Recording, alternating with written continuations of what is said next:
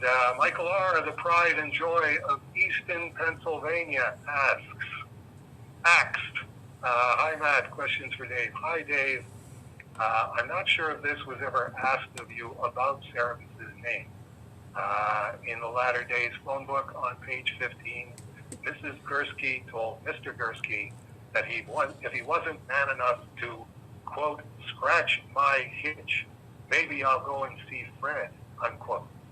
And in parenthesis, Cerebus was going by the name, quote, Fred, unquote, since, quote, Cerebus, unquote, had been Dad's last name, which, for obvious reasons, Cerebus didn't feel entitled to use anymore.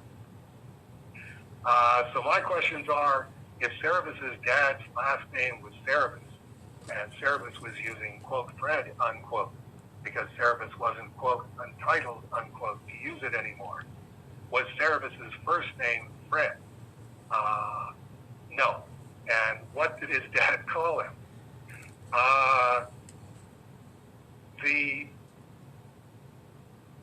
The only thing that, anytime I get to, I haven't been asked that specific question, so it's good that you're tacking into the heart of the storm here. But anytime somebody asks about that, the illustration I use of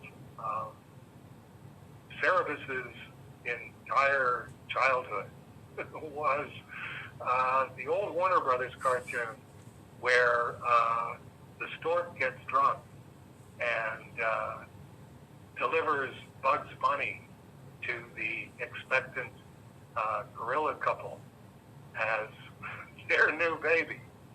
And, of course, the gorilla mother just takes to this baby like a duck to water because mothers always do. This is the beloved baby, and there's no such thing as a non-beloved baby. And the father gorilla looks at it, walks off screen, comes back on with his giant club, is ready to kill it. And she's like, no, you can't do that sort of thing. And then from then on, it's Papa Gorilla having to put up with Bugs Bunny because the consequences of running afoul of Mrs. Gorilla are just too extreme to contemplate. There you go. That was Cerebus' childhood. It's like, look at this thing.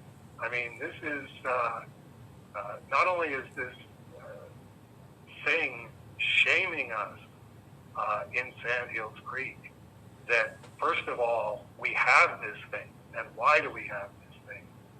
But you're making it even worse by just not letting me, take it out on an ice floe somewhere and wave bye-bye and have to act as if this is my son. So long-winded answer that Cerebus' father didn't call Cerebus anything. I'm sure Cerebus' father didn't refer to Cerebus if he didn't have to. It's like, he was trying to find a way around Mama Gorilla. And his thing was, well, okay, I'll take it to Magus Dora. This sounds like, this looks like some sort of witchcraft blog thing. So, maybe Magus Doran will be interested in it. But, I'm sure Cerebus just called himself Cerebus to try and maintain whatever tenuous link that he could to his father. And that was the best it was ever going to be, is a tenuous link. He went out and became the Cerebus that we know because he kept thinking if he just got rich enough, and if he just got powerful enough, and if he just got important enough, then he would come back to Sand Hills Creek and he would be celebrated. And his father would go, yeah, I was wrong all along. I should have been proud of my son that I wouldn't give a name to. And it's like, no, that's Sandhills Creek. That's one of those. Not only wouldn't he give Cerebus a name, he wouldn't let his wife, Cerebus's mother, give Cerebus a name. It's like, no, you're trying to make this into something human, and it's not. If you won't let me kill it, at least we're not going to refer to it. So let's see if I think I've answered that. What is it? Well, also, I know. So go ahead. Well, I think Michael's forgetting in Jaka's story when Cerebus goes back to Pud's pub the second time with Rick and Jaka, and Rick says, "Jaka, is it okay if Fred and I go home now?" And it kind of makes a big deal of we're gonna call you Fred now, so that nobody knows who you are. And that, as far as I know, is when Fred first shows up in connection to Cerebus. So him calling himself Fred decades later, it's, I can't go by my name because I'm going to be in trouble for whatever, so I'm Fred. That's it. It was really the only name that Cerebus ever got. I mean, referring to himself in the third person was one of those. That's probably all that kept him alive in Sandhills Creek, was referring to himself as Cerebus meant that he was linked to his father. However much his father wasn't going to be a party to that.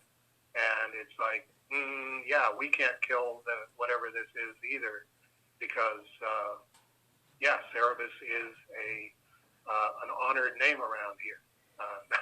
Not as honored as it used to be before the stork dropped off Bugs Bunny, but still honored around here. I'm trying to remember. I'm trying to remember in the few appearances, always in dreams, of Cerebus's mom, if she ever calls him anything other than Cerebus or dear. Because I know when he's drunken women, and young Cerebus says, "Oh, I won't understand. What about Mom? Would Mom understand?" And then she shows up and drunk Cerebus goes, "Hello, Mom." And I thought she says, "Hello, dear," but I'd have to look. Right. And then there's the dream sequence later on when he's in the quick grass where his mom shows up and says something to him, but I don't think she says his name. No, I don't.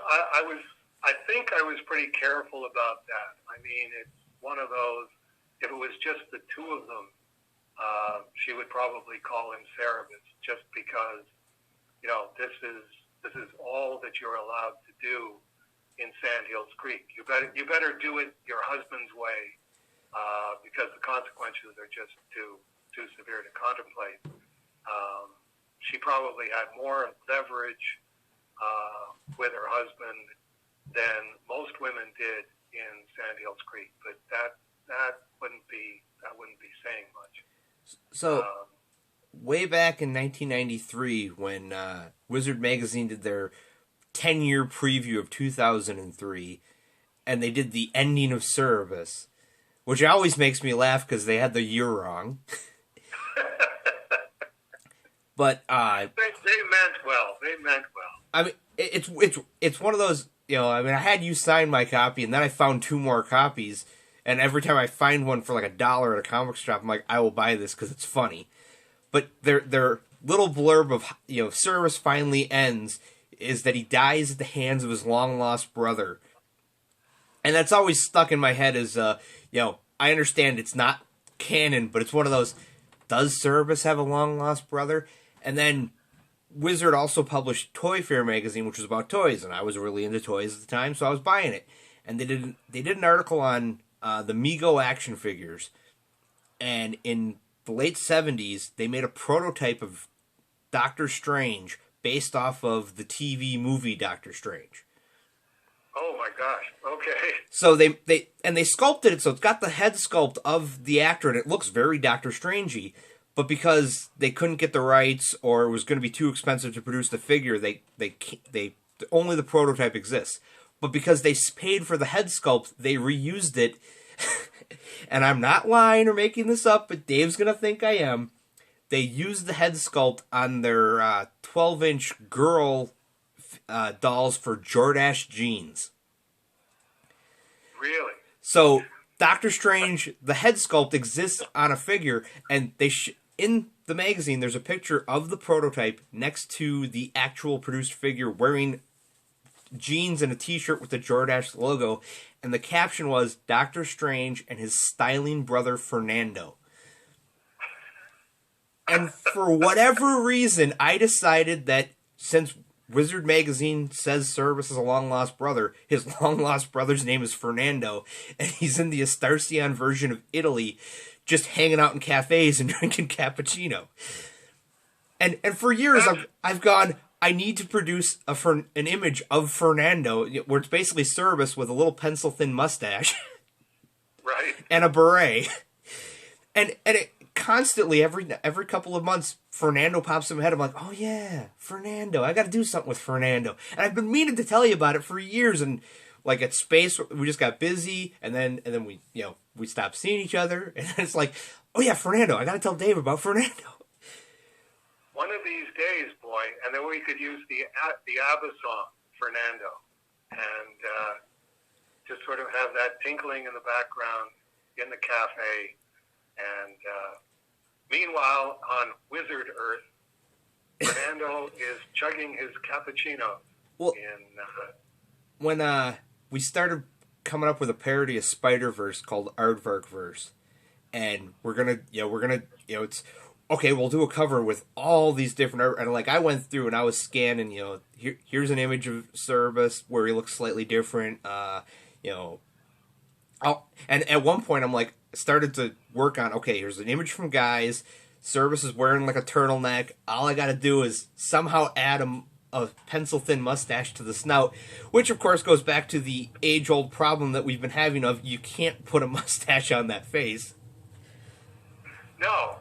I mean, that's one of those. I would be more inclined to take the Doctor Strange head and put aardvark ears on it and put that onto a Cerebus body. And that would be the Cerebus of the Wizard universe.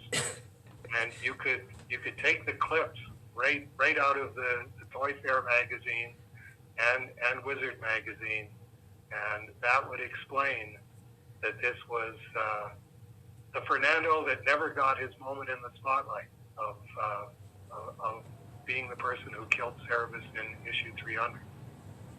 And that's why he's just consoling himself with endless cups of cappuccino, because he could have been a contender. He could have been a part of comics history instead of a bum, which is what I am. Well, okay. I think we've got. I want to see that in the Cerebus verse book. You guys keep chugging away on that one, because that was a hit movie. Anything that we can make fun of that's a hit, that people will go, oh, I know that. We definitely want to be doing that. We keep kicking around Doctor Strangevark, and it always falls apart because we can't find a good Steve Ditko Doctor Strange cover because there aren't any. Yes, that's one of the things. I think it would have to just be a panel. Well, that's from the original Doctor Strange is definitely Asian.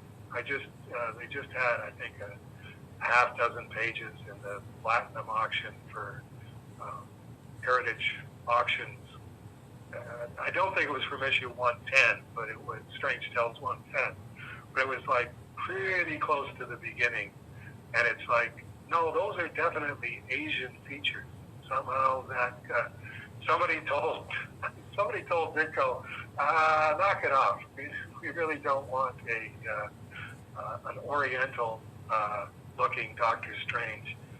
Can't you make him look more like a white guy? And it's like, yeah, I can, but that's not the character that I was drawing. Why didn't you say something earlier? If he even asked that question, it's like, no, you bring the pages in, give them to Saul Brodsky. He gets Stan Lee, and you find out what is going to happen in the comic book that you're actually plotting and writing. I mean, unless somebody was inking them and they just started inking them more Caucasian. No, Ditko was always inking himself, I think. That would be interesting to find out what's the earliest point where somebody inked Doctor Strange. That was one of the things where Ditko was always kind of off the Marvel reservation for exactly that reason. It's like what something looks like in the pencils isn't necessarily what it's going to look like in the inks. And by the time the inks come in, you either have to leave it alone or you have to give it to John Romita Sr. or somebody in the bullpen and say, can you make this look the way Stan wants it to look and instead of the way it actually looks here? Which is how Iron Man gets a nose. Yes. A poignant moment in comics history. Anyway, moving on to Jesse Lee Herndon